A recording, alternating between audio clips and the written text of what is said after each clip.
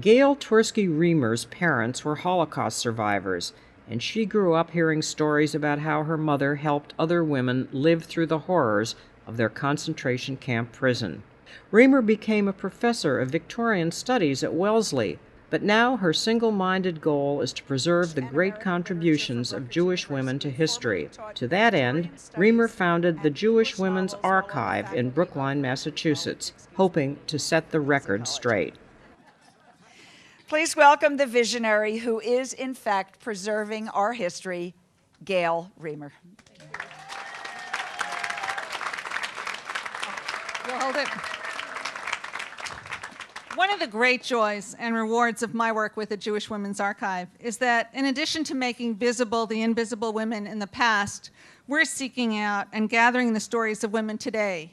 Women of great courage and great heart who live amongst us in community after community throughout this country. Each time I meet and talk with or listen to such women, I feel humbled, I feel inspired, I feel blessed, as I do tonight, in the midst of the many amazing women being honored, and so many more all across this room. Thank you, Rita and Women's E-News, for tonight. Our vision at the Jewish Women's Archive is for a world in which the thoughts and deeds of women and men are valued equally, for a world in which every person, regardless of gender, feels recognized and valued, for a world in which women and girls listen to their own voices and their own truths and are listened to, for a world in which women feel confident about their capacity to shape the future, a confidence that derives from knowledge of the myriad ways in which women have shaped the past. The Jewish Women's Archive is part of a global movement to revolutionize history, what deeds matter, and whose thoughts and voices count. We are leading the way in harnessing new technology to gather and make available a massive compendium of records and stories documenting women's lives and experiences.